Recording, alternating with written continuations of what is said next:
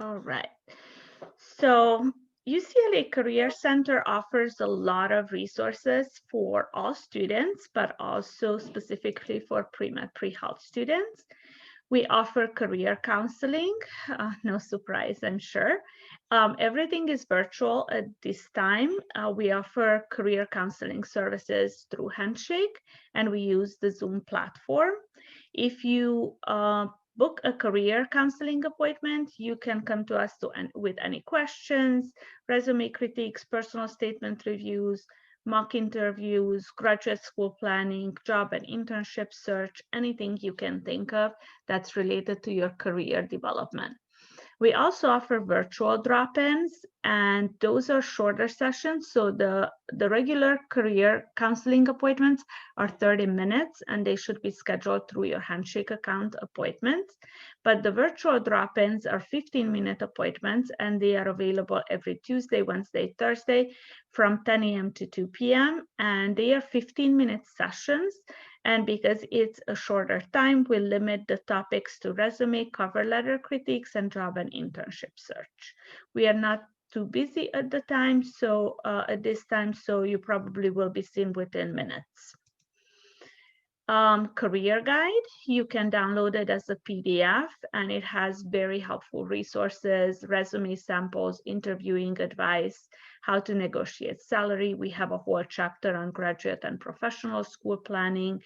So I strongly suggest to look it over if you're a freshman or at any point in your academic career. Actually, we have a 4-year career plan, so it's full of very useful information.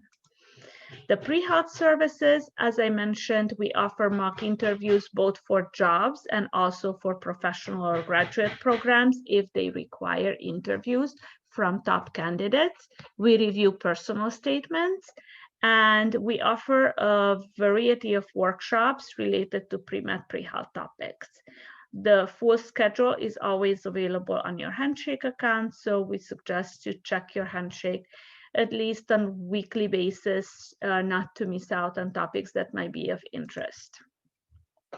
We have some fairly new pre-health online resources. We have a pre-health at UCLA website, a Facebook page that is gaining traction, thankfully. And also you can sign up for a pre-health newsletter. If you go to your Handshake account and choose healthcare as an industry preference, you will receiving bi-weekly pre-health newsletters with reminders of upcoming events, job opportunities through Handshake, and other on-campus opportunities that are not related to the Career Center. Info sessions are ways to connect with employers and recruiters. Again, they are on Zoom at this time, but you can see the full list on your Handshake account. You should RSVP to the ones that you think you might enjoy, and sometimes graduate and professional schools host information sessions as well. Targeted events, Med Mentor Mondays are for pre-med students. We work closely with a group of first and second year medical school students from David Geffen School of Medicine, and they do presentations on various medical school related topics.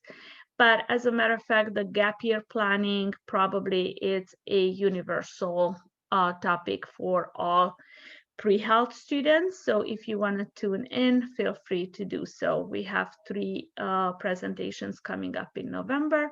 And then in December, we plan to put on a hands-on healthcare to share virtual opportunities or give you advice on how to gain some hands-on experience in a pandemic. We also offer preparations with the GRE and the MCAT. The GRE dates are gone, but the MCATs are still coming up. We can also advise you on the OAT. So if you have any questions, feel free to put some in the chat and I will try to find you the answer. We also offer online practice tests in these 2 areas. And again, we can probably find you some resources if you want to practice the OAT. The JUMPSTART series, you're sitting in one. These used to be 2.5, 3-hour conferences when we were doing them in person. Now we shorten it because I'm sure everybody has a little bit of Zoom fatigue at this point, but we are trying to help you explore careers, healthcare related and other careers that require further schooling. And we usually have an academic panel, academic presentation, academic program presentations, and also professionals, or in this case, graduate students who attend these sessions. So new JUMPSTART topics will be coming up in winter and spring quarter. This is the last one for the fall quarter.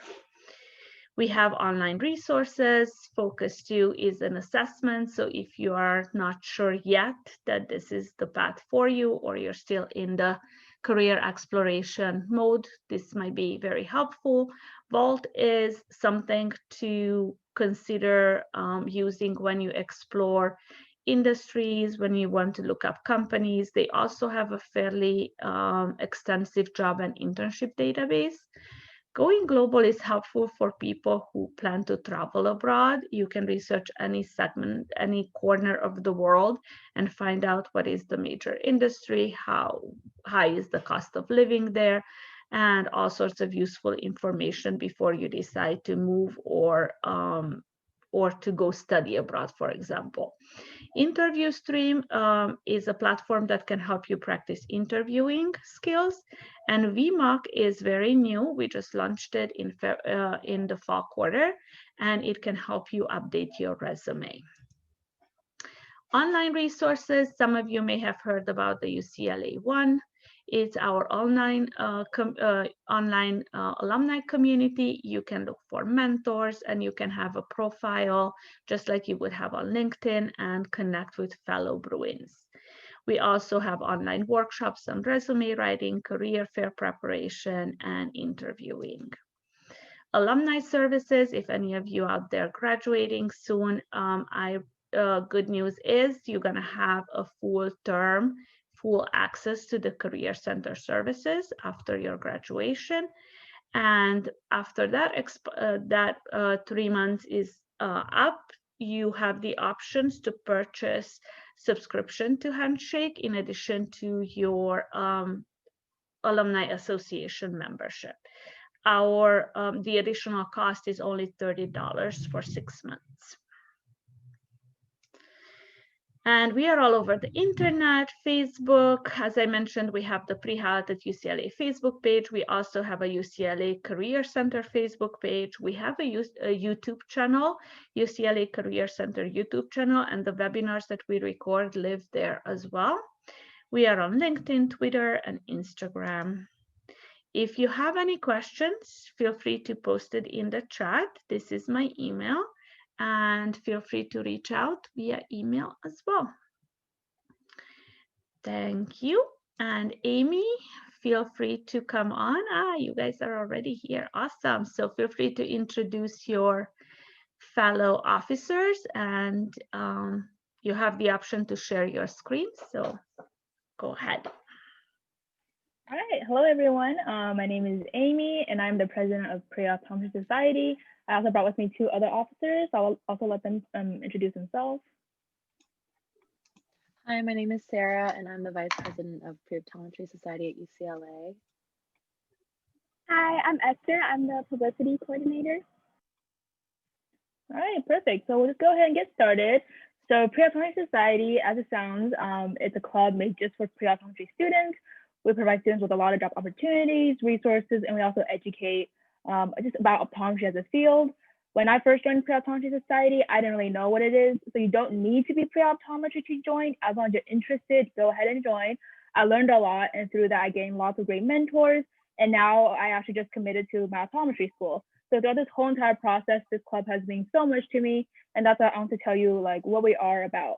We do meet every Tuesday from 6 to 7 p.m. And I'll send out the interest form in the chat shortly.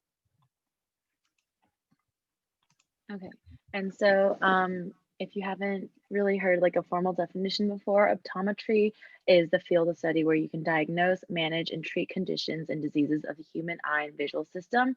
And you can do eye exams and diagnose problems or impairments, and as well as prescribe corrective lenses and provide treatments, as well as you can even prescribe therapeutic drugs to treat specific eye conditions. And so this field, a lot of people think it's just like glasses and contacts, but it's actually so diverse and there's so much intricacies to go into it. You can really go into cornea specialties, you can go into retina, things like that. And it's just a very growing and expanding field that has a lot of room and a lot of flexibility. And so why would you consider optometry for your career? A simple common answer is that it pays well. The average mean wage in California is 6 figures, but it also has a growing demand for optometry, as well as it offers, for me, I think it's more importantly, you get a more flexible schedule, as well as still being able to impact lives and improve them. And so it's optometry school is 4 years and you have an optional residency of 1 year. And so it's very similar to medical school, where you go through additional schooling after your bachelor's degree, and then you can just, yeah, explore your future options through there.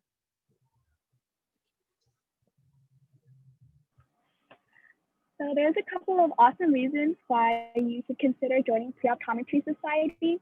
I know personally for me, it's been a great way to connect with other people that are similar minded as me and also wanting to head in the pre-optometry direction. There's been a bunch of friends that I've met that are taking the same classes as me or doing labs together. And it's really fun to get closer and build those relationships with people that you might head off to optometry school with. So one thing that I really enjoy about Pre-Optometry Society is the educational aspect. I've learned a lot from being in the club. We have optometry schools come to visit us and talk about their optometry school and their program. And we also have workshops for interview prep or essay writing and also the OAT. And we have a bunch of volunteer and job opportunities in the field. We send out opportunities for internships, for volunteering and for work. And another great program that we have is the mentorship program, where we pair you with an optometrist or an optometry student, along with a UCLA upperclassman. And especially now when things are virtual, it's really important to have someone to guide and to support you along your optometry journey. So if you're interested in that, you can fill out the mentee form. And we just had our mentorship mixer and our mentorship pairings. So a lot of our members have been paired with a UCLA upperclassman and an optometrist or optometry student already. But it's not too late. Feel free to sign up through the form and we can still get you connected. Also, the family system is really awesome because you get to get in a group with a bunch of other pre-optometry students and get to know them better. Our club has over 55 members, so it's really great to get to know a group of students well and to get to know people that are in this big club.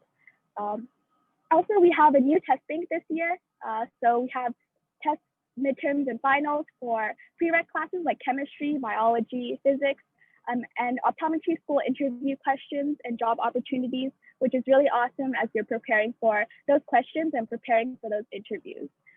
We also have Pre-Optometry Society scholarships. We had a scholarship last year that covered the fee of an optometry school application. So there's also the chance to win that scholarship from writing an essay. You receive copies of every meeting content, the PowerPoints that we share, and also the materials that we send out if you become a member. And our membership application is in the link below. It's $10, but you receive so many benefits and you receive all the great things that our club offers. But if you don't become a member, you can follow us on UCLA Pre-Optometry Society. It's our Instagram, and I post events and also meetings and cool mentorship mixers, socials, so you can get updated on that. Okay, and so here is our meeting schedule. As we're in week 4, we've already heard from all of the aforementioned optometry schools, most of our members end up going to UC Berkeley, SCCO, or Western. And so we've already heard from them, except for Western. Western is week 6. But yeah, we like to provide as many resources as possible for our members in case they're considering other schools like out of state or at University of Houston. That's where I'm considering going to. There's New York school, things like that. But yeah, so we're actually not going to be having a meeting next week because of election. And so we're really encouraging to go out and vote and everything. So we will be continuing our meetings week 6, the Tuesday of week 6. So that was just a quick introduction about what our club is. We have a lot of great events. We'll definitely get you connected with the Optometry Society, our community on campus. So hope to see you at our week 6 club meeting, which is on Tuesday from 6 to 7 p.m. Once again, I dropped all the information and links in the chat. Our website has all the information as well as all of our social media site. So please do come check us out if you're interested. Thank you. Thank you, Amy, Esther, and Sarah for being here today and for the presentation. I will be sharing it with students who have registered for this event. And as I mentioned, the webinar will be posted on our Facebook page. So thank you and good luck with midterms, and stick around if you have time. And bye guys. Our next presenter is Raquel from Western University. Hello, everyone. Thank you for that introduction, Christina. Yeah, so my name is Raquel, and I am one of the recruiters for Western University of Health Sciences. That is one of the schools that I missed her name, but one of the people that were just talking, they said that their students often go to one of three schools, and Western U is one of those. So today I'm going to be just going over a little bit about our program and our admissions process. And I'm going to go through this quickly. It is information that is all found on our website, so I really encourage you to look through that. Also, if you'd like to learn more about our program, you can always schedule an advising appointment. That's a great tool. Feel free to jump in, share your video, unmute yourself, ask a question. Just feel free to interact. And I'm just going to share my presentation right now. Give me 1 second.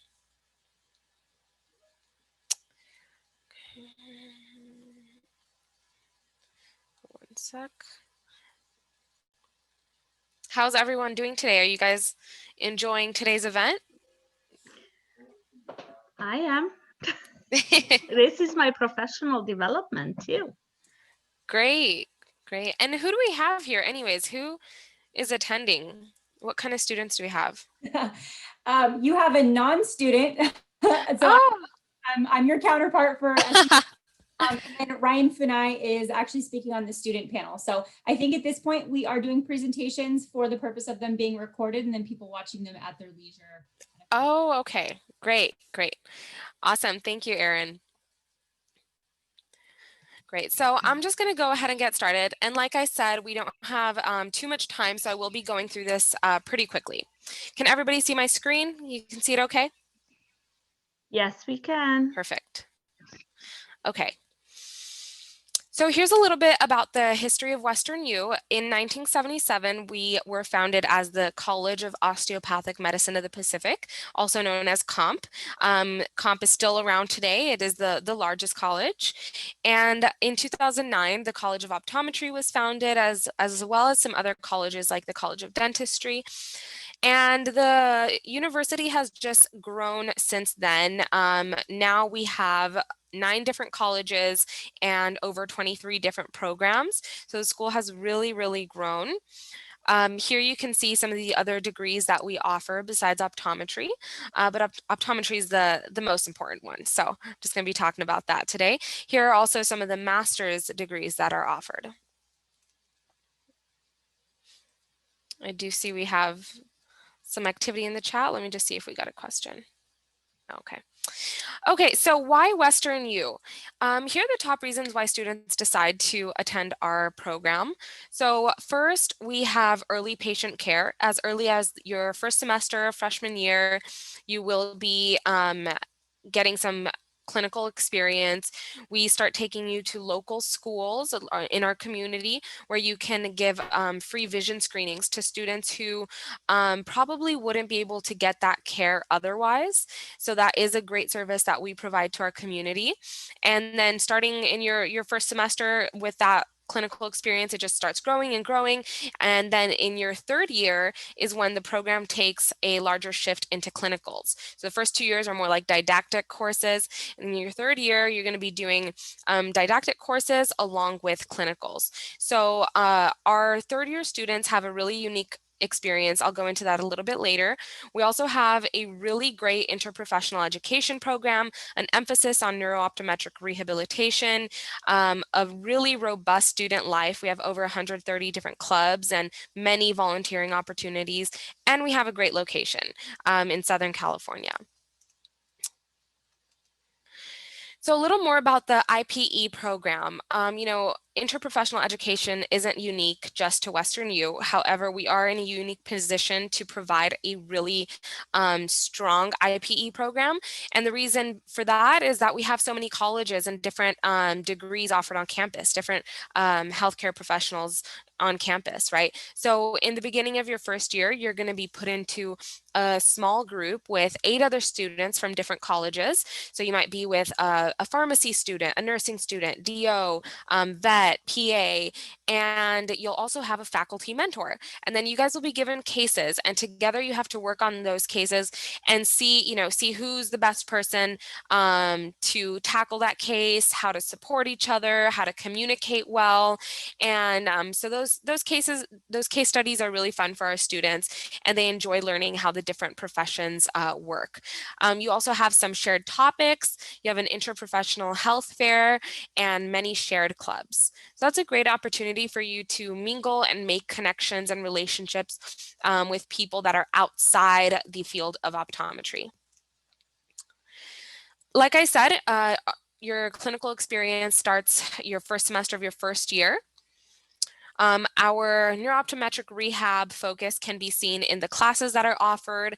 Our on-campus clinic, half of our clinic is dedicated to neuro-optometric rehab, low vision rehab, and vision therapy. And we also have different clubs that have a neuro-optometric rehab focus. Here's just an example of some of the optometry specific clubs. We highly encourage our students to join a club that interests them, because that's a good way to make friends that have the same interests as you, and also helps you kind of get your mind out of studying, but still gives you some exposure in optometry. Okay, and for some reason, I think I missed the unique third year experiences. So I wanted to go into that a little bit. So something that's great is that our on-campus clinic, anyone who walks in the door is seen by a third year student. So our third year students really see a lot of specialized cases that often would be reserved for fourth year students. However, our fourth year students, they do all of their clinicals in externships and external sites. So they're not on our on-campus clinic. Our third year students are spearheading our clinic with the help of, obviously, of our faculty, of our optometrists who guide you through every step of the way, but you are exposed to a lot of specialty care. We get a lot of questions about what the curriculum looks like and what life is like as an optometry student. So here's year 1 and year 2. We kind of break it down to show you about how much time or what percentage of your time is going to be spent where. So about a quarter of your time is spent in class each week. Those classes are didactic style. So there's the lectures. Those lectures are recorded and you can watch them afterwards, take better notes, study for the exams. 9% of your time is in lab, about 6% in those early clinical experiences, and a big bulk of your time, 60% of your time, is spent in independent study. So it's very, very important that you make sure that you are working on improving your study skills, your time management skills, stress management skills, because as a graduate student, you're no longer going to be able to get by if you procrastinate, right? So it's really important that you develop those skills. And we're also fortunate to have a really strong support system on our campus. We have our lead department, Learning Enhancement and Academic Development, and they provide workshops such as time management, study skills, stress management. So those are other tools you have to help you succeed. In year 3, the program shifts towards clinicals. So now you're spending about a quarter of your time in clinicals. You're spending 20% in class, 6% of your time in lab, and about 48% in independent study. And typically the way that works is maybe 2 days out of the week you'll be in class, and 3 days out of the week you'll be in clinicals. So this is what I was talking about here about the third year advantage, and that's just that the third year students are exposed to specialty care and rehab. Like I mentioned, in year 4, you're going to be doing off-campus clinical rotations. We call those externships. You also have a distance course, like an online course, that is on practice management. So if you would like to start your own practice in the future, that course kind of gives you the foundation to do so. Here's just a quick look at the different sites that we have. This isn't all inclusive, but it just gives you a look at how we have sites all over the country and in many different types of clinics and optometry offices. So after optometry school, most of our graduates do start working right away. They enter a private practice or associate doctor position, but a small portion of them do decide to pursue a residency program. And in case you weren't aware, a residency is not required for an optometrist. You don't need to pursue a residency. So after the 4 years, you can go into practice immediately. However, if you do decide to pursue a residency, you can do that, and our faculty and staff will help you find a residency that you want to apply for, one that matches your professional goals. And all of our students that decide to pursue a residency get into one of those programs. And another tidbit of info is that those residency programs are usually 1 year long. A lot shorter than like medical school residencies, right? Or medical residencies. Okay, so looks like I only have about 5 minutes left, so I'm just gonna go through admissions really quick. Here are the steps on how to apply. You need to make sure you have all your prereqs in order, have a plan to complete them before matriculating.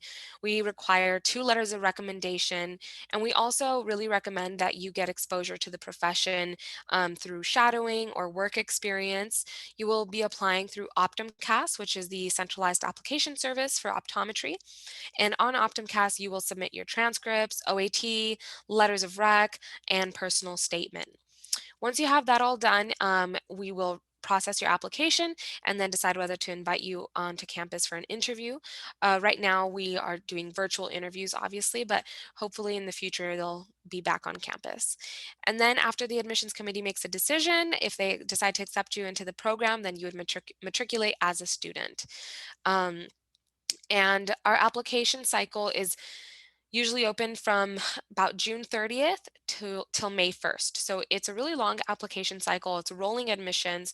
What that means is you want to apply as early as possible because we fill seats throughout the entire cycle. So if you apply at the very end, there are less seats available and it is more competitive. Here's a quick look at our prereqs, but I do recommend that you look at these on our website. There you can see some more detailed info. And here's our competitive class stats. As you could see on the left, in the last cycle, we received about 432 applications, and we ended up enrolling 94 students. Of those 94, 68 were California residents, and I always get questions like if we prefer in-state applicants versus out-of-state, and we don't. It's just a matter of receiving a lot more applicants from California. And then on the right, you can see our average matriculant scores, our average applicant scores. So we have an average overall GPA of 3.14, average prereq GPA 2.97, the academic average OAT is 309, and total science is 299. So you want to aim to have about those scores or higher in order to be competitive.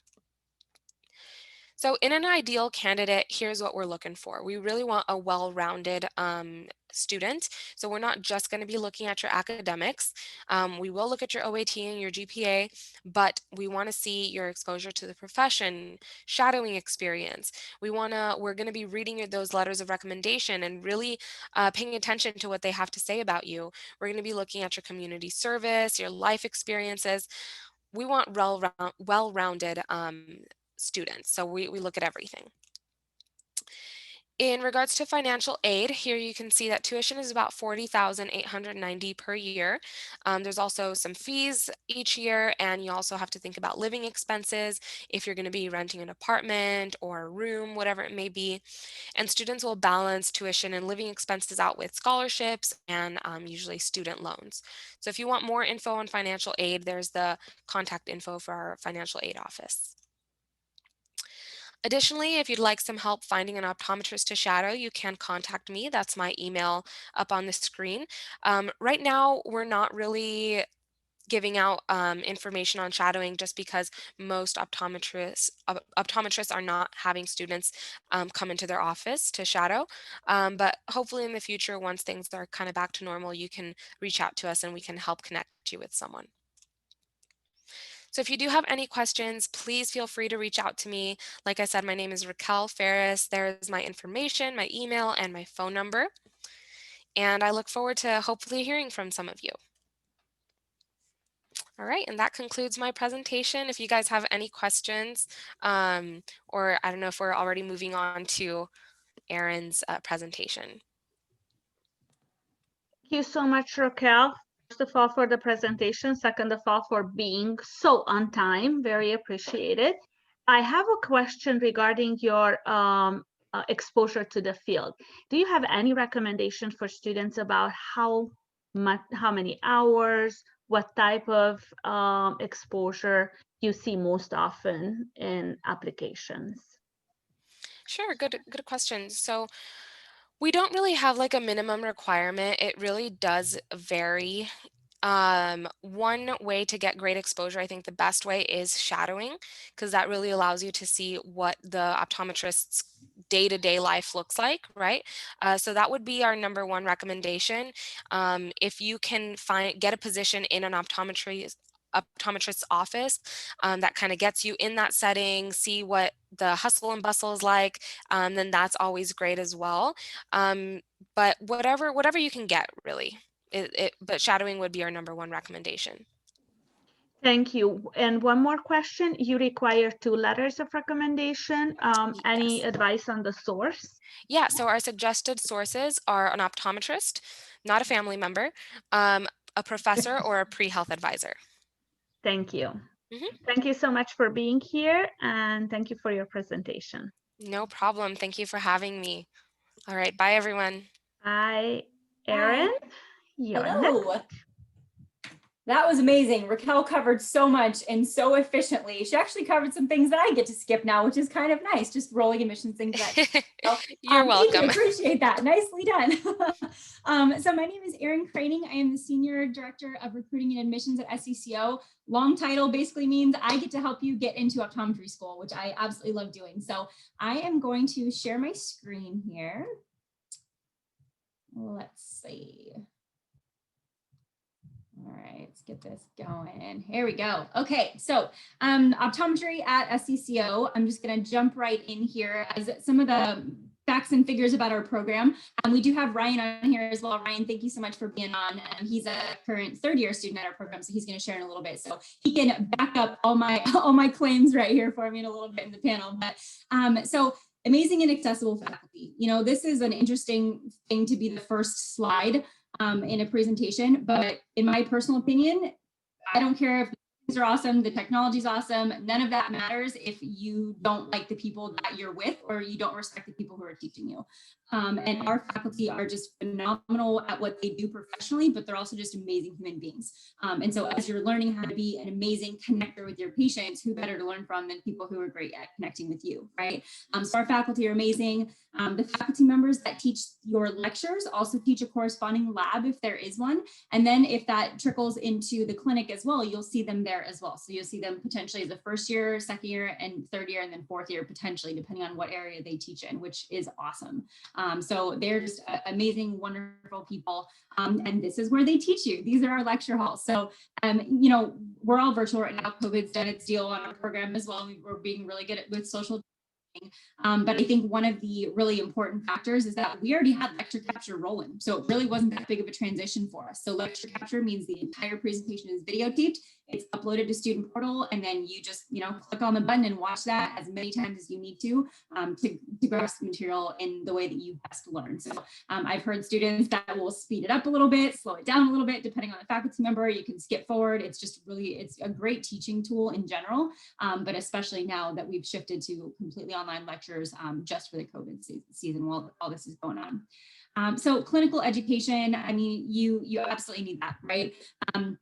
And one of the, I think, most important things that you will gain from your clinical education is not just the skills required to become a great optometrist, but the ability to relate well to your patients, the ability to kind of juggle things, relate to people from all different walks of life. And so we've put up on the slide here all of the subspecialty services that our school provides. And, you know, some schools may say, okay, we have you know, traumatic brain injury. Other schools might call it acquired brain injury. Other schools might call it vision therapy and leave brain completely out of it. Different terminology. Basically, we all cover the same things. So we're required to educate you in all of these areas because you will be tested on it. It's part of your licensure. But how you're exposed to those subspecialties is the key. And so for us, you'll have specialty courses during your third year, and then you're also exposed during your third year to those subspecialties. And then if you'd like, you can self-identify and select your fourth year rotations directed towards those subspecialties. And I'll talk about that a little bit more in a second here. So our clinic is massive. We moved it off campus a handful of years ago because the new location is 2.5 times bigger. So we can spread out 80,000 square feet and 60 exam rooms, which is absolutely massive. I get lost giving tours there all the time. I will be totally transparent in that. It is just gigantic. We also have a family medical clinic at Ketchum Health. That's part of the interprofessional environment that we do have. And that's where the PA students will be rotating through, part of where they rotate through. They have a lot of different locations that they go to as well. But current students at SCCO are welcome to go to the family medicine clinic as well. So if you have a little ache and pain, fever, something you're not too sure about, they will accept you there as a student. You can get seen very quickly. So I also like pie charts. I know Western shared that. I just think they're really great visuals to see where your time goes. So this is completely the curriculum breakdown. So we didn't include, Western included like study time. That does not include this. This is just straight up the curriculum, okay? Not your free time, because your free time also includes extracurricular activities, club involvement, sleeping, the beach, and all that kind of stuff as well. So as a first year student, you are in lecture 62% of the time, in lab 36% of the time, and you are getting in those clinical methods, learning how to manipulate the equipment, different skill sets. Literally day one, we had to shift when we provided equipment for you because they shifted forward the clinical methods classes. So you're learning that skill set even more quickly. And then clinic, that little 3% sliver is because we want you shadowing. Again, the clinic is massive. So kind of getting the lay of the land, figuring things out a little bit. But yeah, you're also rotating through optical, kind of getting acclimated to the clinic, because as a second year, you're actually in clinic seeing patients. If you're no longer in that shadowing capacity, second year, second quarter, which is right about now. So end of November, early December is when you'll see your first patients in clinic. So the reason we wanted you learning the equipment sooner in first year and that literally first day of class is because you are getting your foot in the door pretty quickly as a second year student in the clinic, seeing patients, picking them up in the front office area where they check in, walking them through pre-testing. You're doing all the primary care services there as a second year student. So it's a lot for you to be able to cover and manage in a really efficient amount of time, just running right into your second year. Third year, about half of your time is spent in the clinic, just over half, a little bit more lecture. Those are those subspecialty lectures, focused more on ocular disease, things of that nature. And then there's a little bit of lab left in the third year. Fourth year is pretty much all clinical rotations. That 2% sliver is a private practice, practice management curriculum as well. So you'll have private practice management curriculum in your third year and in your fourth year. So there's 2 courses that you're currently taking at SCCO for practice management. So rolling more into this, and I covered a bit of this, but here's kind of the patient care kind of bullet points. So clinical methods in your first year, second year, you're seeing your patient in the second quarter. As far as national boards, and I'll break this down a little bit more, you take part 1, national boards is 3 parts. So part 1 is in your third year, parts 2 and 3 are in your fourth year. And then the fourth year is rotations, similar to Western, that's pretty standard, the rotations. The massive difference between the rotations that vary program to program is really the locations themselves, of course, but also how you get to select them. And so the way that we do it at SCCO is there are 4 rotations because we're on a quarter system. 1 rotation, you're required to be in our Ketchum Health Network. So either at our clinic or one of the kind of sister sites that we have that are really close by, you can choose those. But then the other 3, you get to choose wherever you want to go. All over the nation. We've got a couple, out of the nation type situations, which are awesome, but you choose. So if you are thinking, I really want to go towards ocular disease, you can stack the deck, and 9 out of 12 months for your fourth year are completely focused on ocular disease if that's what you choose. If you want to own your own practice, you can put yourself at 3 private practices, and kind of explore those realms a little bit more. If you want to travel, we've had students who their goal was to zigzag across the country. So they literally put themselves on the East Coast and then made their way back west to Ketchum Health. So it's completely up to you, your career goals, your focuses, whatever you want to do, but it's a lottery system. So we don't have class rankings or anything like that. So you get to choose what's most important to you. And so that patient demographic adjusts based on where you put yourself essentially in those rotations. So national boards, this is a big one. You can have an amazing education, but if you don't pass those boards, you don't get to practice. So we put a huge emphasis on that. I'm going to throw all of these up just for the sake of not distracting myself with little things flying on the screen as I'm chatting, but there's a huge attack for the national board at SCCO in multiple facets. So the curriculum, of course, we're adapting that as the national boards pass things and say, hey, now you're going to be tested on this. We, of course, make sure that's already in the curriculum. That's automatic for every school. KMK is the optometric well, not optometric, but test prep that we bring in, and they do focus on optometry and other different programs that you don't necessarily care about. But there's also something called Opto Prep that our students use as well. KMK is just the one that we bring on campus. We allow them to use our facilities, and everyone basically shows up in our lecture halls. They bring you free food, and you get to kind of learn what you need to study and kind of organize your study materials, if you will. ExamSoft and Moodle are basically ways to assess your own personal skill sets based on how you've been doing in the curriculum thus far, areas that you maybe have been weak in. It kind of tracks how you've been doing in these various categories and then lets you know these are the areas you may want to focus more on. So that's kind of a newer thing that we've been doing recently. Moodle, basically there's a whole section within this online learning system that allows you to do test questions that are written by our faculty members, just so you have additional prep questions, which is great. We give you time off from lectures. I believe it's 3 weeks. Ryan, you can correct me after this if I'm incorrect on that, but I believe it's 3 weeks of 0 lectures right before part 1 during your third year. So you have time to prep and study together. And then tutoring. We provide free tutoring at SCCO, not just for the national boards, but for anything. So if you need additional tutoring, typically people don't necessarily use the free tutoring for national boards because y'all are in it together. The faculty members will help. There's a lot of assistance, but if you do need it, it is available for that as well. And we have awesome pass rates. We're so proud of our students. They just went through another round and we just got swimming results just above the national average by far. We're just really proud of how hard our students have worked on that. So IPE, Raquel mentioned this as well. Interprofessional education is basically mandated for optometry to start adjusting the way that we deliver healthcare. It's not just glasses and contacts, which you obviously know because you're sitting in this Zoom room right now. It's much more focused on holistic patient care. We just simply address that starting with the eye, right? You can see systemic health going on. So we have adjusted our curriculum kind of in the opposite of how Western did it. There were other programs first, and then optometry got added about 10 years ago or so, I believe is what she said. said. SCCO has been optometry for over 100 years. And we added additional programs really within the last decade, and it's only physician assistant and pharmacy. And the reason we chose those two is because they come around optometry really nicely. The way that you deliver patient care, all three of those professions are very much on the front line of when patients will walk in the door and say, hey, I've got this going on. So there's a lot of natural collaboration that takes place between these three professions out in the real world. So we're really just focusing in on those group classes, those group discussions.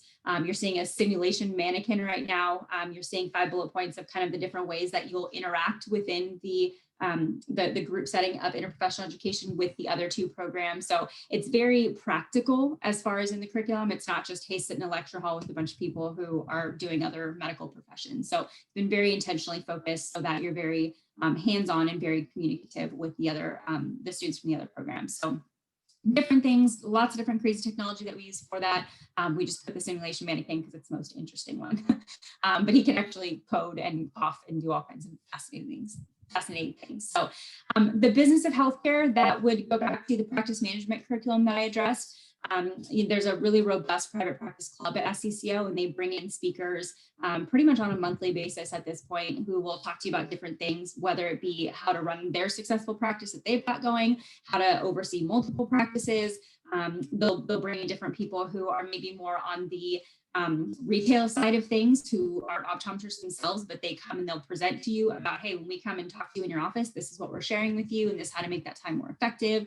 So there's a lot of great resources that come through, a lot of great networking as well. So MBKU's Student Achievement Center, this is basically just the banner name that we give all of the awesome resources that we have for students. So there's peer advisors. That's when you're an incoming student, you get a first year student. Well, I'm sorry, you're a first year, they'll be a second year. They are overseeing a group of you, and they help you kind of get ushered in with the questions on moving and housing and how do I study with all this material flying at me, and how do I balance, and which clubs should I join, and all of that kind of stuff. Those are the peer advisors. So that's right off the get up. They actually are assigned to you sometime in the spring before you even get on campus. So they can help you with all those transitions. Your faculty mentor is an amazing program as well. That's basically a faculty who's assigned to you during your first year specifically, who kind of helps you, again, with the academic side of things, any assistance that you might need, making sure that you're on track academically, you know, all of that nature. So that's a really great program that we have. And then, like I said, there's free tutoring. There's review sessions hosted by TAs, teachers assistants, free counseling services for mental health purposes if necessary, lots of different seminars. So we get, you are not just a student, you are not just a future optometrist, you're a human, right? And life happens to humans. So we want to make sure that we're supporting you and helping you really become the best professional that you can be while you're going through the rigors of an optometric program like SCCO. That is a pretty tough one. So lots of different co-curriculars and extracurricular activities as well. So also kind of under that banner of the Student Achievement Center are all of our clubs. This is just a quick snapshot of all of them, but if you want to see the breakdown of what they do or what they serve, what areas they serve, you can go to our website, and that lists everything there as well. As far as the neighborhood goes, so I love the question that students ask of, okay, so where do your students live? I think it's a great question, very relevant. I completely understand why they ask it. I think a better question is, where do the faculty and staff live? Because there's a lot of optometry schools that are in great areas, like, you know, SCCO, we've got basically Cal State Fullerton is right across the street from us. And then it's a residential area. So our students live in houses and apartments and walk close by, and you've got families and neighborhoods and things like that. But then there's some programs that are not in the best of areas, and you may or may not care about that. But if you do, ask where the faculty and staff live, because I live about 2.5 miles away from the campus. The president of our school could probably throw a rock from his backyard and hit somewhere on our campus. It's a 7-acre campus, so he's got a decent, you know, shot from up there. But yeah, you know, our dean just moved from Pacific. She came from Pacific, and now she's the dean at SCCO. And she bought a house within, it's probably like a 7-minute drive. So it's a great area. It really is very safe, very convenient. A lot of things to do in the local area too. You can ask our students more about that in a different forum if you'd like to. Opportunities to serve, yes, please do. We have a ton of opportunities. Some of it is required within the curriculum, such as elementary school screenings that we'll be placing you in. And then other things are completely optional. You know, you can go to shelters or trips to Mexico. We have these big events that happen in Los Angeles. We station ourselves in gymnasiums at schools. I mean, there's all kinds of different things that you can get involved in. And we love our students to get involved in those things. There's even abroad trips that you can be a part of, because all of those just serve to enhance not just your skills. Of course, doing exam after exam, you're going to get a little bit more proficient quickly if you do more of those, but also just your empathy as a person, because you'll see a lot of people who really, really need assistance and may never step foot in an optometric practice for whatever reason, but they're happy to show up to an event that you're providing. So those are great opportunities. A few things, we just kind of tossed them all on the same slide because we wanted to be able to chat through them, but briefly. So residencies, like Raquel mentioned, for Western, residencies are a big deal. We probably have closer to about 35 to 40% of each of our graduating classes going into residencies. So it is really definitely something that's highly sought after by SCCO students. It's just a way to really advance yourself professionally. We don't do curve grading, no class rankings. It's kind of the opposite. SCCO is definitely known for its familial environment, how everyone really works together for that professional environment, but also that collegial environment. You're lifelong colleagues, and so we want you working together off the get up. So that's huge. And then if you're interested in research, we do have a Master's of Science in Vision Science. You can look at our website for more information on that. The quick plug for that is that if you are admitted to the optometry program and then admitted to the Master's program, we pay for the Master's program. So you cover the OD, we cover the MS. It is a great opportunity for anyone who's interested in research or possibly teaching and academia down the road. So I'm going to very quickly cover the admissions side of things because I'm going to point you to a great resource at the end that will give you more opportunities to kind of go into detail. So basically we have two rounds, academic round and interview round. So everything is virtual for the interviews, same as Western because we're being safe right now. But the academic review, we're basically looking for where do you fall in this lineup? Everyone always asks us, what does your incoming class look like? So there's kind of the quick breakdown for you. We're really proud of our students and the fact that we attract a very high caliber of student at SCCO, not just academically, although obviously you're looking at that right now, they're pretty much rock stars. So Ryan and Andrew, you guys are amazing, as well as all of your classmates. But so that's phenomenal for sure, but we definitely look for well-rounded applicants as well. So as far as what it looks like to be a competitive applicant, I will put all this up. I know people like screenshotting. I'm a screenshotter. So did you catch that? No, I'm just kidding. So there you go on the screenshot side of things if you'd like that. But GPA, we're looking for at least a 3.0, OAT scores about 300s across the board. And if you're like, oh, that's me in one category, not in the other, just let's chat it out. I'm more than happy. I spent probably an hour today on 3 back-to-back advising calls with people who just needed to work through some stuff. And so we're happy to hop on the phone and talk with you or go via email back and forth. Demonstrated passion of optometry. That's where the shadowing comes in, right? And community service, good time management skills, communicating effectively, all of those things are probably pretty standard for what most schools are looking for. It's just those kind of minimums that may be a little bit higher than some of the other programs. So that is wrapping up what we're looking for in competitive applicants. And I apologize that I'm flying through this, but in the interest of time, I'm going to send you to other resources that you can take your time on. So rolling admissions, same situation as Western. I'm pretty sure most optometry schools at this point are on rolling admissions, meaning the sooner you apply, the better.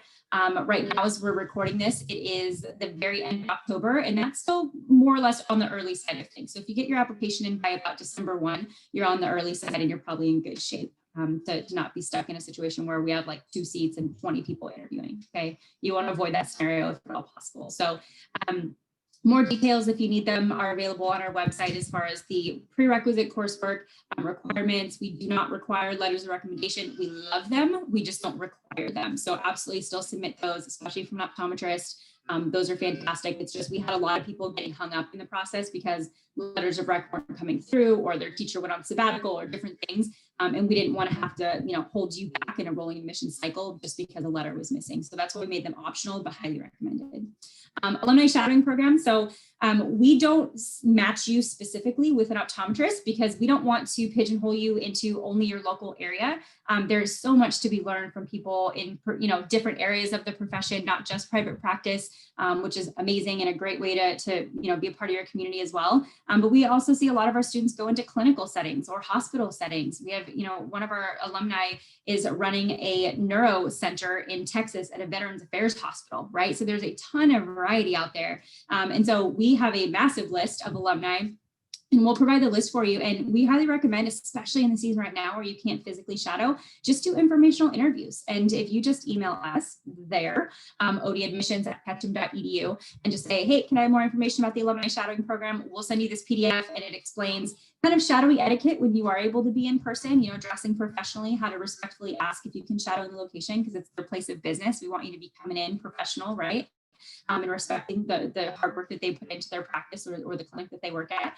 And then you can reach out to whoever you want to. So you can set up those phone calls while COVID's got things on lockdown, and learn more about the different ways that people practice. So we'll provide you, I believe it's over 50 names at this point, with contact information, websites if you have them, and all of that. So just wrapping up here, different ways to connect with us. We've got all the social media jazz. So if that's your world, then we are in it. Feel free to reach out. SCCO on Facebook is a great way to dialogue with current SCCO students. So just hop on there. We do have a YouTube channel. There's different videos you can watch. I think probably one of our most popular ones is the reenactment of an applicant interview. So you can watch that and maybe answer some of the questions yourself. And it's a good way to practice. UCLA's got an amazing pre-optometry club, so you guys could probably practice great there as well. Our optometry admissions blog is phenomenal. There's, I mean, I would say probably close to, I don't even know, 80% of it is just general great perspective, not even SCCO specific. And then probably about 20% of it is SCCO specific. That is a really great resource to learn more about shadowing, OAT prep, tons of great FAQs, student life blog articles that our peer advisors and student ambassadors have written for us. So there's a wealth of information on there, optometryadmissions.com. And that will be really, really helpful. So this is the last thing that I'm going to throw out here. This is why I kind of breezed over the admissions part of things, because we put all of it in a virtual workshop for you on the blog. So if you just go to the blog, check out, just type in the search workshop, and this will pop right up for you. There's different videos, different recordings. Andrew's face is on there. He was on the student panel for me that you're going to see him in a second here. But this is a great way to learn more about the application, the admissions process, financial aid. You'll hear from our dean just about where the profession is heading, interviewing tips. So this is a really great resource. So I would highly recommend go to the admissions blog for that. And the last thing to screenshot, if you'd like it, just a few students from each of our programs, if you wanted to reach out to them.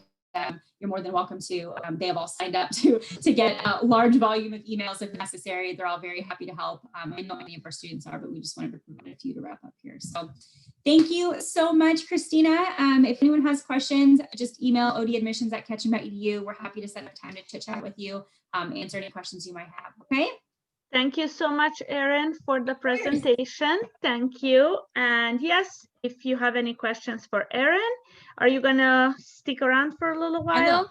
I will, okay, yeah. So if you guys have any questions, you can drop it in the Q&A. Otherwise, we're gonna move on to the professional panel, professional and graduate student panel. So we have Ryan, Andrew, and Mark. So please introduce yourselves. You might be joined by a fourth person, but she's not here yet. So we're gonna start with Ryan, since you're the first on my screen. Hello, everyone. My name is Ryan. I'm currently a third-year optometry student at SCCO, and everything that Erin presented, I basically went through, and I can 100% back up on all her claims that she said there. I also went to undergraduate school at UC Riverside as a biology major. Thank you. Mark, you're next on my screen. Hello, everyone. I'm Mark Landig. I'm an optometrist here at UCLA. I work at Stein Eye Institute, just down the street from main campus. I did my undergraduate at UCLA, majored in physiology, and I did my optometry training over at UC Berkeley. Graduated in 2013, and I did my residency training at SCCO in the West LA VA in primary care in 2014, and then I got my fellowship in 2016, and a current member of the American Academy of Optometry. So I love optometry. I work here, I see students. If you're on campus, I'm happy to see you. And I also help teach at the medical school here. So first year ophthalmology resident who just finished their medical school training, I teach them basic eye exams, and I also teach fourth year ophthalmology students for the advanced cataract refractive surgery team. Andrew? Hey guys, I'm Andrew. I go to SCCO as well. Me and Ryan are in the same class actually. I went to UCI for my undergrad, graduated with a degree in biology, and I'm from Bakersfield. The one thing I would like to say is that make sure to reach out if you have any questions to OD admissions. They're super helpful and they love to help out. So I know that when I was applying that they were also really helpful. So make sure to reach out to them. And Josephine just joined us, so please introduce yourself and tell us a little bit about who you are, where you went to undergrad, and yeah, so. Hi, my name is Josephine Lin. I'm currently a clinical assistant professor at Western University. I did do my undergrad at UCLA, so I am an alum. I also graduated from Western University back in 2016, so I'm also a Western alumnus as well. I currently staff the external clinics that's associated with the school, and I mainly precept 3rd and 4th year students in a community clinic setting. Thank you everyone for that introduction. The very first question, I know it's not on the list that I just gave you, but the very first question I get from students is how to make sure that this is the right field for me. So I'm gonna ask you all if you could share the story of how did you decide that you're gonna go into optometry, and more specifically, when did you decide? Because my sophomores and juniors are a little bit nervous that they might have discovered something late, and I know that there is never nothing is ever late, but just reassure them that I'm right on that one. So who would like to start? Let's start with Josephine. Sure. So when I was at UCLA, I actually worked at Jules Stein Eye Institute for all 4 years. Just for, income, and also I was just interested in the medical field, but not sure which way I wanted to go. I worked with a specific pathologist at Jules Stein, and I just worked with eyeballs all day. From then, I kind of knew that I liked eyeballs. I just didn't know if I wanted to go down the ophthalmology route or if I want to go optometry route. So I actually took a year off after I graduated from UCLA to work in an optometry office after being with ophthalmology for 4 years. And I totally fell in love with the profession and entered optometry school shortly after that. Thank you. Who's next? I can go. So I also went to UCLA Josephine, but I was actually pre-med for 4 years. So I was in the pre-med track, and I shadowed a lot of doctors in the hospital over at Reagan, and I thought I wanted to do pediatrics. And I still wasn't really sure by the end of my 3rd year, incoming 4th year, what profession I wanted to be in, but I knew I wanted to be a doctor. So I actually surveyed a lot of doctors at UCLA and kind of asked them their quality of life as a physician. And it was very surprising to me that a lot of the physicians had some hesitation of saying how happy they were in terms of the career choices they made. And I was kind of bummed because I was like, well, I'm spending 4 years at UCLA studying so hard to go to med school, and then all of a sudden I'm hearing some answers that I did not want to hear. So I did some more research investigation. I realized that I did not go to Jules Stein. So my 4th year, I actually stopped by Jules Stein. I wanted to talk to an ophthalmologist, and the ophthalmologist actually kind of shooed me away. But it was the optometrist who actually took me on board, Melissa Chun, Dr. Chun, who's still practicing here. And she actually told me everything about the eye and things that I did not know about in my 3 years at the time at UCLA. And that's when optometry became a prospective career for me. And so I took a gap year as well, and I did 2 jobs in optometry, private practice, and also at Jules Stein Clinic, just to kind of figure out whether or not optometry is the career path. And ever since that gap year, I dropped everything in the medical school route and applied for optometry school. Thank you. Ryan? I can go ahead and answer that. First off, I'd say like the concern of being a third, fourth year that you're unsure if you want to choose optometry, I would not say that's late at all. That's the same time where I chose it. I know a bunch of my classmates, maybe even like a half of my classmates took gap years where they kind of explored more of the optometric field, gained some more experience, and then applied for our current cycle that me and Andrew are in our class. I would say for me, I started off from a healthcare family. My mom is a nurse, and so I've always leaned towards nursing. I shadowed hospitals before college, and it was not something that I wanted to do. I decided to look elsewhere, and I decided to shadow my optometrist. I always shadowed my optometrist every winter break, kind of dipped my toes in there. And it wasn't until like the third year where I looked more into it, learned about the OAT, learned about more of optometry school and what it takes and what it provides for your lifestyle in the professional life. And that's when I actually made my decision. And I went straight from college to optometry school instead. But yeah. Andrew? So like a lot of people on the panel, I also wanted to be a medical doctor when I entered college, and I was all set for it. I was so excited. And then a family friend had talked to me, and he was a medical doctor. And he was like, you know, and we were good friends. So he knew what I wanted in the rest of my life. And he's like, if you want this, you're gonna have to work really hard, and it's gonna be challenging for you to have like family time and vacation time and all this stuff. And he's like, maybe you should look into other things. And at the time I was like so disappointed with him. I was like, what is happening? Like, you're supposed to encourage me to be a medical doctor, but you're not now. And so I kind of had like a pre-quarter life, midlife crisis where I didn't know what I was going to do. I looked into a bunch of different fields in medicine. So like dentistry and PA, and none of them seemed right.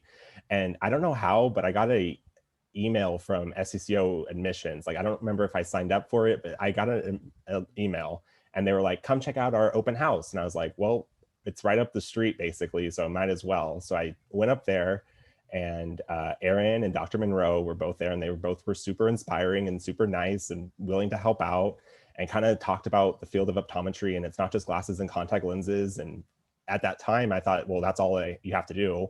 And I wanted to be more medical. And then they talked about how the eyes are like the windows to the rest of the body. So you can see so many different systemic things, systemic problems through the eye. And it just was so interesting to me, but I wasn't fully convinced yet. And then my brother, who was perfectly 20/20, didn't need to go to see the doctor, got diagnosed with type 1 diabetes. And it kind of just clicked like, wow, if he had gone, maybe we could have seen that before. Maybe if he had gone to an actual optometrist, he could have been flagged earlier as someone who has type 1 diabetes, instead of waiting until he was like 18 and in the hospital with ketoacidosis. So it kind of just all clicked. I was like, this is what I want to do. I want to educate people on how optometry as a field is not just about glasses and contact lenses, but it's also about the medical and patient's health. Thank you for sharing your stories.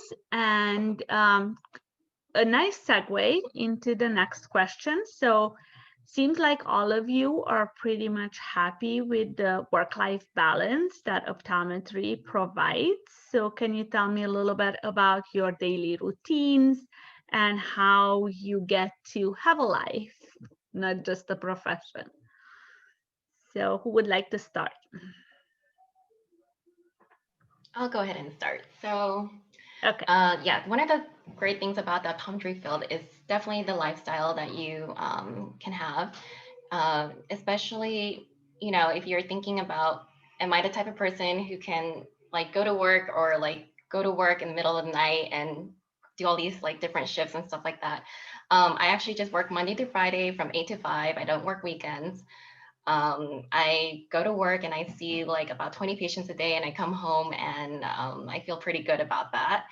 I also like the fact that, you know, I get to teach students, you know, the next optometrist, my next colleagues, and it's a lot of fun, and every day it's a different experience.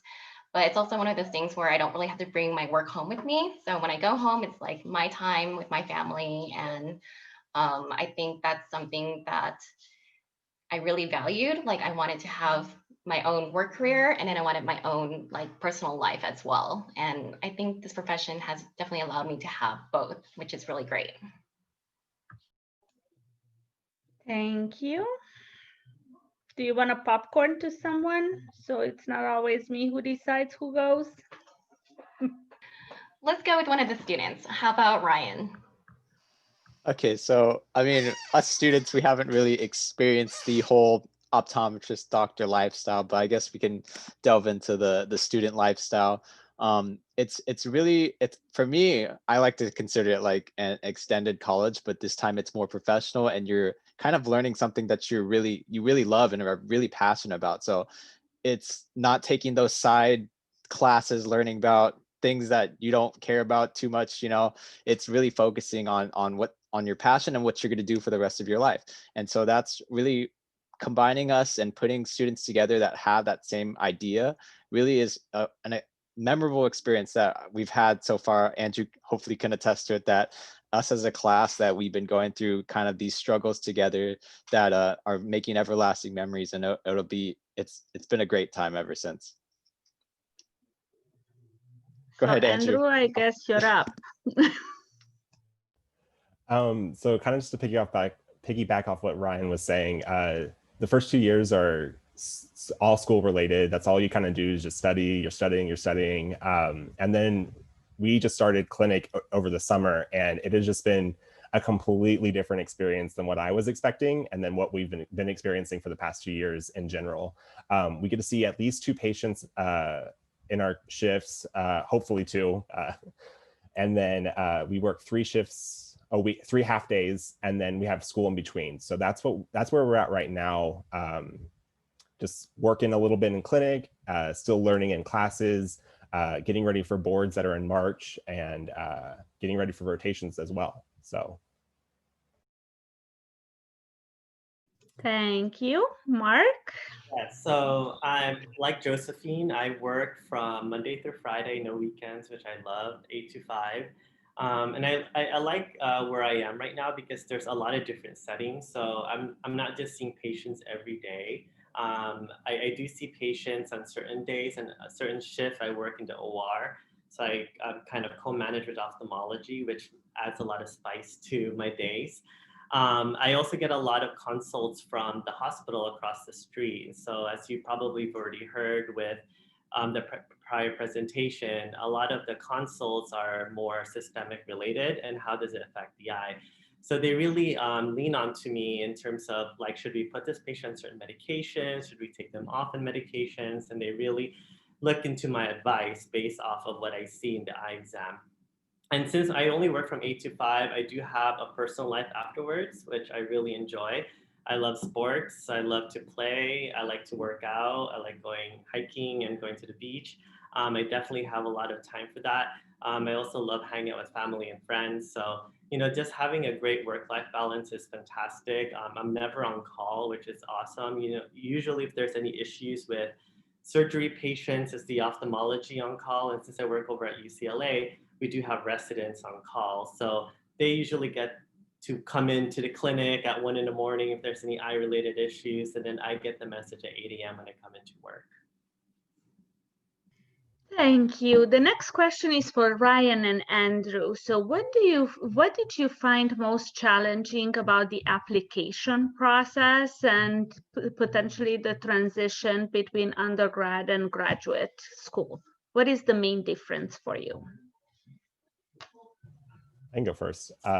So for me, the most challenging part about the application process was how many I actually planned on or actually applied to. I applied to 7 different schools, and a lot of them, they kind of like, you can use the same essays and questions and stuff like that, but there are a few that are different. So I remember just writing a bunch of essays and having to do so many different like little things across the board with the Optocast. Is that what it's called? Sorry, it's been a hot minute. But then I only interviewed at 2 schools, but because by the second time second interview, I got into SCCO, and that was my #1 choice. But those 2 interviews, super professional. Everyone at the schools were very nice and welcoming and warm. So I didn't have like any like difficulty with the schools. It was mainly just I applied to so many, so I had so much work to do. And then the second part of the question was about my transition. So I took a gap year. I'm one of the people who took a gap year, and I thought it would be really hard transitioning back into school after not going to school for a year, but SCCO does a really awesome job transitioning students back into school or into optometry school if you just come straight from undergrad, where they kind of give you a slow start in the beginning, and then they kind of ramp up each quarter a little bit more, so you can kind of get warmed up to optometry school. So I didn't have a super hard time transitioning, and I know it wasn't because of me. I know it was because of SCCO. Thank you. Brian? To reiterate the question, it was what's most challenging about the application process, and what was the second part again? How do you find the transition between undergrad and graduate school? Okay. What do you think is the main difference? Okay. Well, I'm kind of on the opposite spectrum of Andrew, is that I actually found out about, well, I decided on optometry pretty late during my third year. And I found out that you had to take the OAT, and I decided to take that right after my third year, right into the summer. I decided to take OAT prep classes with Kaplan. And so I knew my fourth year was going to be very hectic, and I tried to get all that done, the testing done, and the paperwork, the essays, and all that for the early admission cycle that SCCO does have. And so that was probably the most challenging part, because I ended up, after I finished all that, I ended up getting all my information by around like April. So I was already halfway into the cycle that they were already accepting students. So a lot of the students were already admitted in, and there was few seats left for me, but luckily I managed to get into the program. And then kind of going to the study and how the transition between college and graduate school, it is a lot more, for me personally, my study habits weren't the best in college. I'll admit that, but I learned to study in the library, kind of like get my sense of a study space and train myself to when I have to study and when I can relax, kind of like the psychological aspect of always being at the library means it's time to study really hard for these tests. And that the testing schedule is different. It depends on which year you are. First year, it's a lot of review classes and a lot of like half review and half new classes. Second year, Andrew can attest also that it gets pretty hectic with the testing. We had about 2 to 3 tests a week, and you just kind of go with the flow and adapt to it. And you also have your classmates to back you up and keep you on track, text you like when these next tests are, when you should stay on top of your classes, and when quizzes are popping up. We're gonna have a quiz in this lab coming up this week. So I know it seems daunting at first, but you're gonna come in with your cohort and you guys are gonna accomplish it together. Thank you. The next question is for Josephine and Mark. What do you find most satisfying about your job? I'll go first. There's a lot actually, and I'm just going to keep this simple. The biggest thing I would probably say is that people come in with a problem and we fix it right away. And you can say that about a lot of things, but I think vision is such a very precious sense that a lot of people have, that especially at my age group, that I see a lot of my patients are in their 50s, 60s, 70s, even up to 90s, and a lot of them can't see. And they come in, they have a very dense cataract. I go walk them through the process from coming in with 20/400 vision and going through the surgery, hand holding them throughout the surgery and seeing them after surgery, and then being able to see 20/20 again. Even people coming back to me after, a few weeks after, and saying, wow, I've never seen this good ever in my life, or you brought me back to when I was 20 years old. So just hearing these things are very gratifying. And I guess, that can become repetitive, right? But I think the biggest thing that I do find satisfying here, at least at UCLA, is that every patient is different and they're unique in their own story. So even though you are doing the same thing, for me is fixing cataracts and doing systemic evaluation from their eyes, a lot of the stories that I hear from patients are very unique. And so I learn a lot from them. I mean, a lot of them are a lot older than me. So they give me some wisdom in life, and we become really good friends, actually. through this whole journey, and I see them at least 8 times a year. That's great. A lot of students are looking for that type of patient-doctor relationship. So I'm sure a lot of them will be very happy to hear that. Josephine, what do you love about your work? So I'm kind of in a different setting than what most people think. Community health centers is not something that most students have thought about when they think about optometry. You know, private practice is definitely the first thing, and then maybe it's hospitals or like VAs and things like that. So what's really unique about my setting is that I tend to work with a low income community, and actually I'm serving the community that I grew up in, which is really nice. And I think what's really great is that because I'm working in a low income community, sometimes they don't have the best access to care. And sometimes I'm the first person to ever look at their eyes. I might be seeing somebody who's like 85 years old and they tell me, this is my first eye exam ever. Or I might see like a 3-year-old from Peds Next Door and they're like, you know, struggling a little bit because they have an eye turn or something. So there's like different types of patients all day. I like that I get to see patients between the ages of like 1 to like 99 where I am. And that I'm one of the first people to get to see them. And I get to work closely with their primary care physicians, which is really great. Western University is really big on like interprofessional education. And so I get to practice that on a daily basis. And I just really love that. And I think I can mirror what Mark's saying, like you get to meet a lot of different types of people and learn about like where they come from and different walks of life, and you really bond with them, and it's just really fun, you know. So I think for students in the future, don't just think about private practice, don't just think about hospitals, think about all these different settings that you can possibly be in the future, you know, whether that's in a community clinic or, you know, in an army base or something. I want you guys to broaden your horizons and not just think about like one like typical like office, you know. Thank you. And we find ourselves in a very unique situation in the middle of a pandemic. So most students are very concerned about not being able to explore healthcare as much as they would normally do.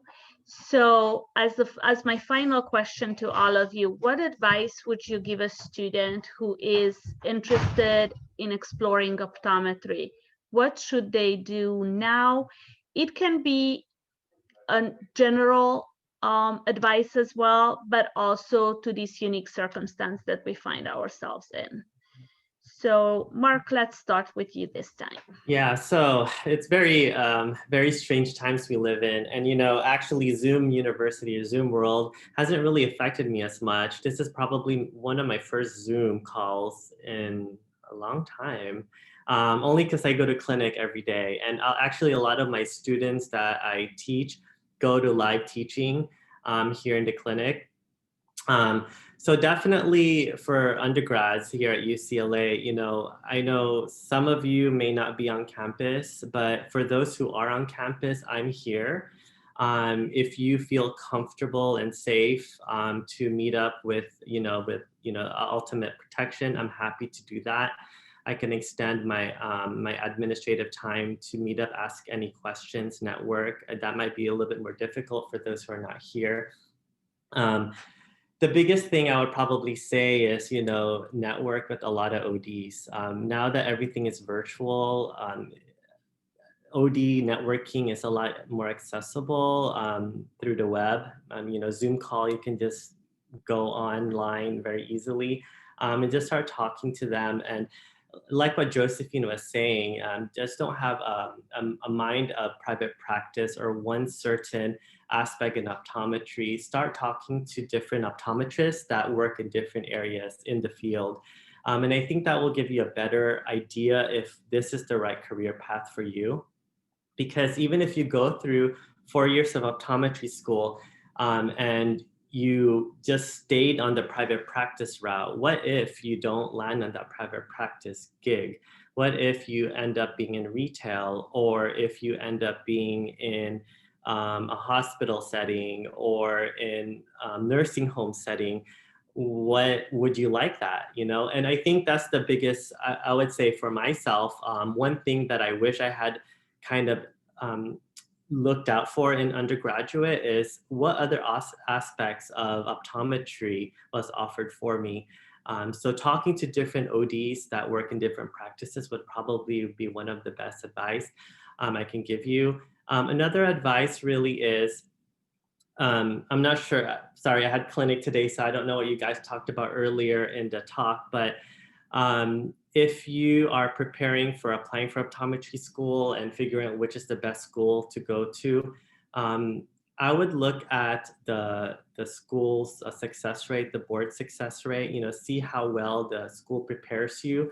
I would also look at the rotations that they do offer. One of the biggest reason why I chose Berkeley was because of the rotations they had for fourth-year students. And one of them, what really appealed to me was Bascom Palmer Eye Institute over in Miami, which is essentially the #1 ophthalmology program in the US for the past 20 years. And that allowed me to really open up my eyes in the field of eye care. And so I knew I wanted to get there, and Berkeley had, one of the rotations. And so that's one of the reasons why I chose Cal. But all these other schools have great rotations, and pick a school also that you might envision yourself to be in, 4 years down the road if you like that rotation. Thank you. Who's next?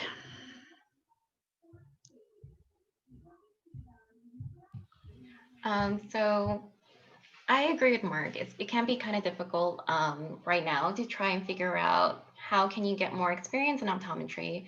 But like Mark had mentioned, everyone's kind of doing the online thing. I think it's really easy for you to kind of like maybe message a local doctor or something and talk to them on Zoom and have them ask them how their typical day is, or what kind of optometry setting that they're working in, or the types of patients that they're working with, and if they enjoy their profession. I think that you should look at the schools in terms of like what kind of rotations you can do later down the road. I definitely feel like my rotations that I got to do with Western helped me determine that I wanted to go into either hospital setting or community clinic setting. And making sure that you choose the different varieties of practices when you're doing your fourth-year rotations. Don't just choose all 4 like private practices.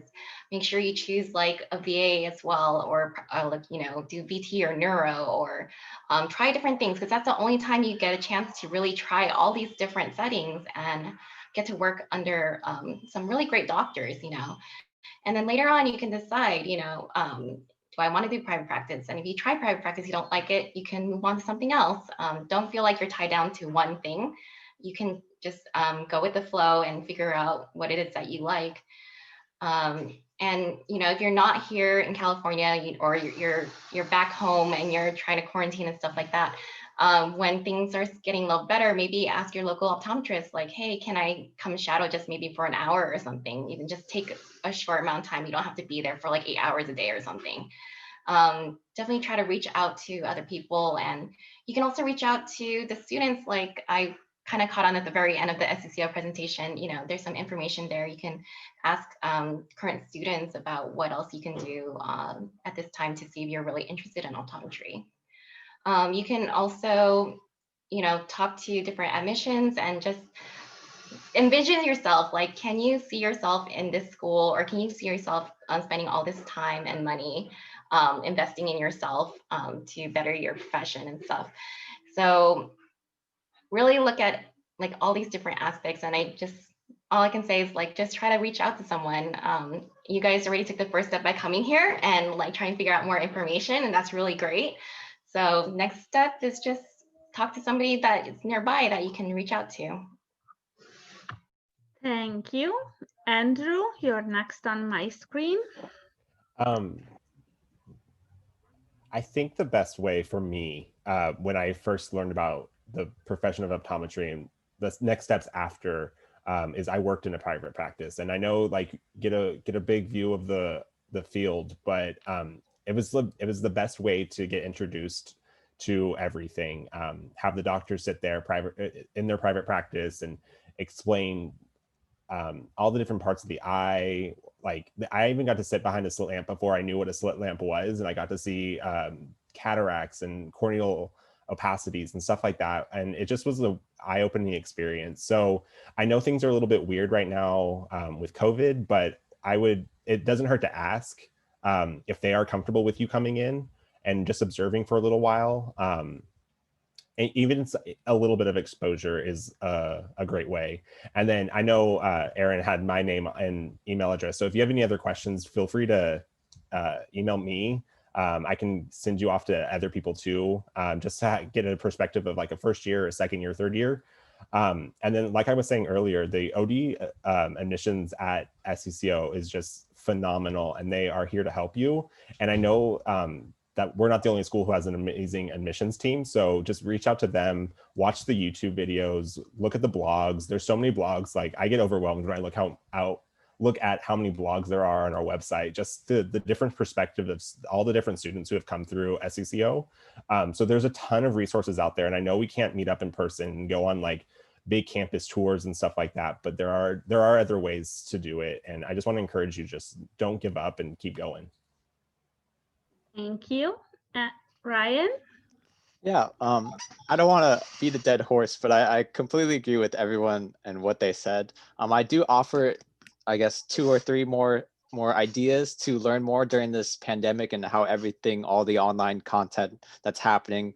I have been noticing and then kind of an online splurge of like optometry student, optometrist Instagram accounts, and they're building up a following there. I've known a lot of friends that go and kind of like DM their account, ask them questions, ask them advice. So I feel like that's more of like a new age of how you can contact your local optometrist rather than going cold calling them in office and asking them to go visit your office. It's something different, and I think that's something that's been trending recently. Also, online content wise, there's been a lot of online optometry conferences recently. You'll learn later, but there was an academy conference, and there's also, I know one that's coming up in November, hosted by Covalent Careers. There will be an optometry conference there. I believe it should be free for students, a free admission, and as well as the optometry meeting that's coming in June of next year. I know they would like to encourage pre-optometry students to attend, and there you can meet online a lot of doctors. They have a lot of networking events. They display the residencies, they display every kind of aspect of optometry, and I think those are very unique opportunities that you could take advantage of that aren't usually thought of by most students. And I think that would give you kind of an edge when it comes to the optometry admissions process. And if you come up and talk to that in your interview, that would honestly, for me, that would be wowing, because some of us optometry students don't have the time to get to attend these extravagant events. So those are my my little thoughts there. Thank you so much, everyone, for contributing to this webinar. I'm going to stop the recording.